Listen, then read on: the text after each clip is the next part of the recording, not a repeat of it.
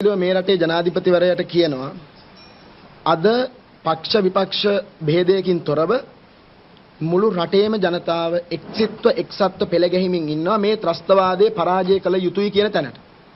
ඒ විතරක් නෙමෙයි ලෝකෙත් ත්‍රස්තවාදයේ පරාජය කළ යුතුයි කියන ස්ථාවරයට ඇවිල්ලා ඉන්නවා. අපි කරුණාකරලා ජනාධිපතිතුමාට කියනවා මේ සියලු ජාතික බලවේග එකතු කරගෙන මේ NGO සාමනඩයට අහු වෙන්නේ නැතුව මේ රට ත්‍රිවිධ හමුදාවත් එක්ක ජයග්‍රහණය සඳහා මෙහෙවන්න කියන එක තමයි අපේ ඉල්ලීම. මොකද ප්‍රභාකරන්ට වෙන භාෂාවක් නොතේරෙන නිසා.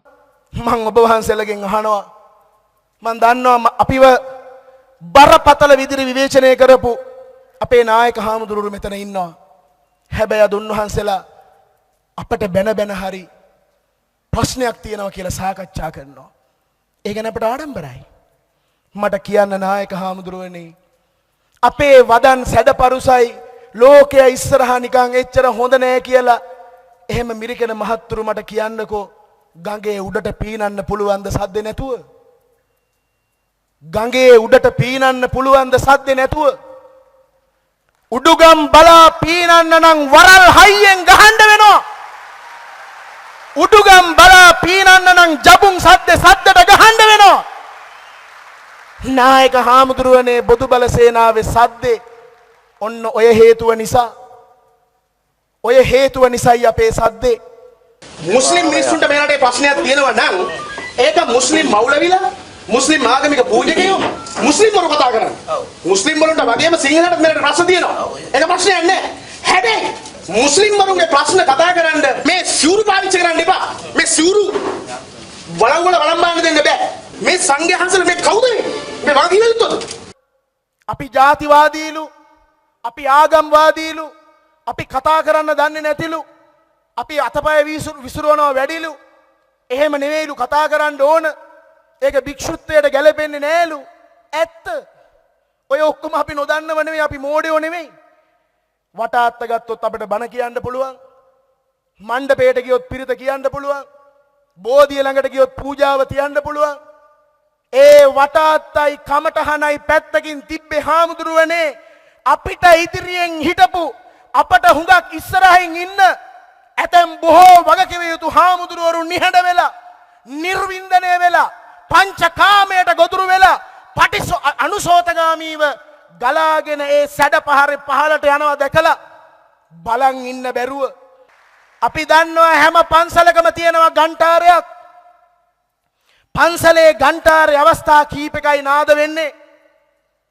උදේට ගන්ටාරේ ගහනකොට අපි දන්නවා උදේ පාන්දර 3යි 4යි 5යි වෙලාව කියලා. හවසට ගන්ටාර නාදය බොහොම මටසිලුටු විදියට රිද්මයානුකූලව වයන විට අපි දන්නවා ඒ තේවාවට, පූජාවට, වන්දනාවට ලෑස්ති වෙන්න කියලා. හැබැයි තවත් සමහර අවස්ථාවල සද්දෙන් කිසිම තාලයක් නෑ, රිද්මයක් නෑ, හැඩයක් නෑ, ලතාවක් නෑ, ගහගෙන යනවා. එතකොට මිනිස්සු දන්නවා ඒක වන්දනාවට වෙන්න බෑ, ඒක තේවාවට, පූජාවට වෙන්න බෑ, ඒක වෙලාවට නෙමෙයි, මොකක් හරි කරදරේ හින්දායි මේ ගන්ටාරේ හයියෙන් වදින්න කියලා මිනිස්සු දැනගන්නවා. එහෙම ජන විඥානයක් මිනිස්සුන්ට තියෙනවා. හාමුදුරුවනේ, බොදු බල සේනාවේ සද්දෙත් ඒ වගේ එකට ගහගෙන ආවා. ඇයි ඒක ගැහුවේ? ජාතිය අනතුරේ නිසා. එක නීතියක් නැතුව නන්නත්තර වෙන ජාතියකට සද්දෙට කතා නොකර බෑ. ඒ නිසා අපි මතක් කරගත්තා මට සිලුටු බස අමතක කළා. වටාත්ත පැත්තකින් තිබ්බා. කමටහන අමතක කළා. නිවන් යන එක ඈතට දැම්මා. පත්තු කරගත්තා, ගන්ටාරේ ගැහුවා. මේ ජාතිය අවදි කරන්නයි මේ සද්ද කියන එක විතරක් මතක තියාගන්න. දැන් පහුගිය දවස්වල අපි අහුවනේ දැන් වර්ණ සිල්ල මහත්තයා ගැන. වර්ණ සිල්ල මම පිළිගත්තා. මොකද ඔය වදේට කිසිම chance එකක් නැහැ. මින් පස්සේ අලුත්ම සිද්ධියේදී මේ අපිට කතා කළා මුම් මොකුද? තංගඩි පලනවා මේ මුණට හම්බුණා. ඒක භික්ෂුවකට ගැලපෙන්නේ නැති වෙන්න පුළුවන්. ඇයි? කතා කරේ කලුතරට ගිහිල්ලා අපේ නිකන් මේ උපාධ්‍යාය හාමුදුරුවෝ වගේ අර මුස්ලිම් පිරිස ඉස්සරහා දකින්න නැතිනේ ඔයගොල්ලෝ. කලුතරට සිවුරු ගලවනවා කිව්වේ. බලන්න ඇමතිලාද? අපිට උදේ පාන්දර ඇමතුමක් දෙනවා කාර්යාලයට. අපේ මහානායකහරුනේ කොහෙද ඉන්නේ?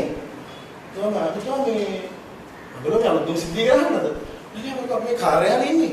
ඇත්තද අනේ හාමුදුරනේ ලොකු දෙයක් ඔබ වහන්සේලා කළේ. මාරු කතාව මං ඇහුවනේ ඒක. ඉතින් මම දැන් මේ යනවා මේ කලුතර යන හාමුදුර වඩිනවද මේ පැත්තේ අද? මම ගොඩේ අපි එහෙම අදහසක් නැහැ. ඔතන අපි අද යන්නේ නැහැ. මොකද ඊපෙද ගිහිල්ලා යාවි. මූ මේක අපෙන් අහගෙන ගිහිල්ලා අතට අර මුස්ලිම් පල්ලියට ගිහිල්ලා කියනවා. මම කතා කළා මේ බුදුබල සේනාවේ කට්ටියට. ආවුතින් මම සිවුරු ගලවනවා. මූ කැමති නැද්ද? ඉතින් ඕන බුදු සාසනය කිව්වා අතට මම මේ කතාව අදරගත්ත මොකද ඉතින් ඔය පහුගිය කාලේ කියවුණා මුන් ගැන. උන්නම් අපිට චණ්ඩිලා නෙවෙයි. ඔය නිකන් රඟාගෙන හිටියට. ගෑනුත් නොවන පිරිමිත් නොවන කාන්තා නේවාසිකා ගාරවල මුරකාර රස්සාවට ගැලපෙන එවුන් එවන්න එපා හත්තිලා ඔය පාර්ලිමේන්තුවට. ඒ වගේ දුර්වලයෝ ආපු ගමන් NGO කාර්යෝ අල්ල ගන්නවා. ඇයි ඌට පිරිමිකමක් නැහනේ? ඌට ඇත්ත වෙනුවෙන් පෙනී ඉන්න බෑනේ. මේ කැලෑවල වේලි වේලිලා අද ඇමතිකම් අරගෙන අද ඒ වගේ ඇරියස් ගන්නවා. අපිට ඒක ඉරිසියාවක් නැහැ. ඒ නිසා කරන වැඩේ කරගෙන ඉන්නේ නැතුව එන්න එපා මේ අපේ සිවුරුව සත ගන්න කියලා කියන්න ඕන නැහැට. අපි අහනවා මොකද්ද මේ රට අපි කරලා තියෙන සංහාරේ? මොකද්ද අපි ඇති කරලා තියෙන ආගමික ගැට්ටනේ? ඔය එක කතා කරනවද මේ රටේ මේ තදබල විදිහට ක්‍රියාත්මක වෙන මුස්ලිම් මන්ත්‍රවාදිය කියන්නේ?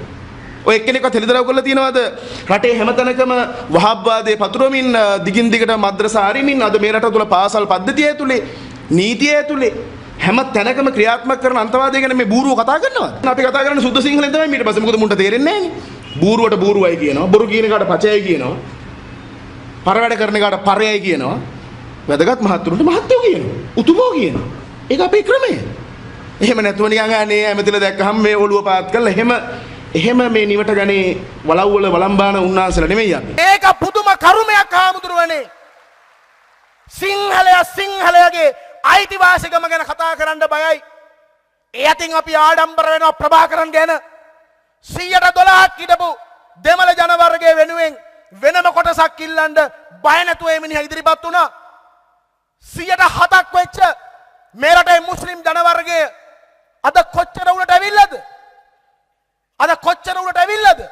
ඇවිල්ලා විතරක් නෙමෙයි ඒ අය ඒ උදවියගේ සියලු අයිතිවාසිකම්, සියලු නීති රීති, සියලු බෙදුම් වාද අද මේ ඔක්කොම ඉස්සරහට ගෙනල්ලා බලන් ඉන්නවා. අපේ යමක්කමක් කරන්න පුළුවන් උන් ඔක්කොම කටමැන පියාගෙන බලාගෙන ඉන්නවා. මේ ගැන සත්‍යෙන් කියන අපට අනේ ඔහම නෙමෙයි ටිකක් හෙමින් ගියොත් හොඳයි නේද කියා අහුමුළු වල කසුකුසු ගන්නවා මිසක මේවට ඉදිරියට ඇවිල්ලා වැඩපිළිවෙලක් හදන පාටක් අපට තාම පේන්නේ නැහැ. මින් පස්සේ තෝරපියව් සිංහලේ බොලාගේ ඡන්දෙන් සිංහලේ තෝරලපියව්. මේක සිංහල රටක්, මේක බෞද්ධ රටක් කියලා කෙලින් කියන්න පුළුවන් සිංහලේ තෝරලපියව්. ඒ යුතුයකම අපි කරනවද නැද්ද? ඒ යුතුයකම නොකරන තාක්කල් අපට කතු වෙනුම් ගන්න නියමිතයි. ඒ යුතුයකම නොකරන තාක්කල් අපිට මේ වගේ තාඩන පීඩන වලට ලක් වෙන්න නියමිතයි. ඒ නිසා අපි අනිවාර්ය වශයෙන් මේ තියෙන කසේරුකාවක් නැති පාදක දේශපාලන සංස්කෘතියේ පරාජිකා බවට පත්වෙච්ච සිංහලකම වෙනුවෙන් පෙනී ඉන්න බැරි හැම කාලම ගෙදර යවන්න අපි අදිෂ්ඨානයක් ඇති කරගත යුතුයි. මේ රටේ බලව හැම කාලකම නායකයෝ ඉන්නවා. මරක්කලේට නායකයෝ ඉන්නවා. දෙමළ නායකයෝ ඉන්නවා. බලව අපට සිංහලයට නායකයෙක් ඒ සිංහලයට නායකයෙක් අපි හොයන්න ඕනි.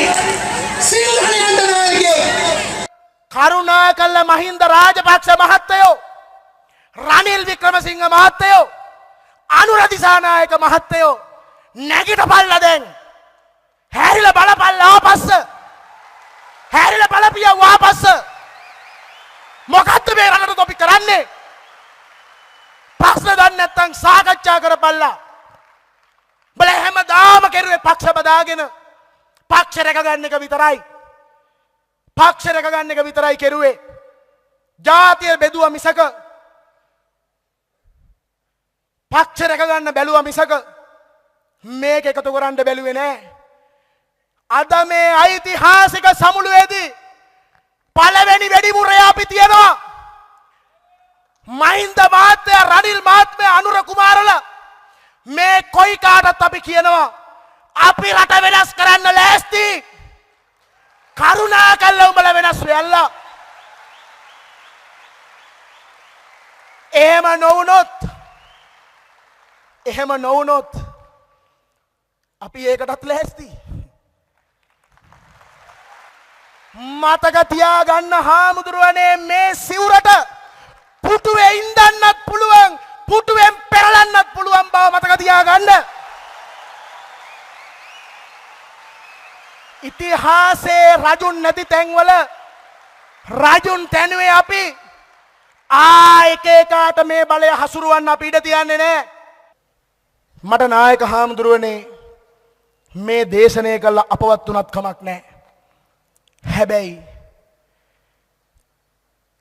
ඒකටත් අපි ලෑස්ති. මොකද කවද හිටියත් මැරෙනවා. අවුරුදු 100ක් නිවටයෝ වගේ දෙන දෙයක් කාලා වෙන දෙයක් බලාගෙන එන ඕන එකාටයි එපා එකාටයි හැම එකාටම පිරිත් නූල් කෑල්ල ගැට ගහලා විරිත්තලා දෙන පිරිකරකට අනේ හොඳයි කියලා ඉන්නවට වඩා දවස් 10ක් හිටියත් ඇති හාමුදුරුවනේ උජුපටිපන්නව. ඒ උජුපටිපන්න සංඝ පරපුර හදමු.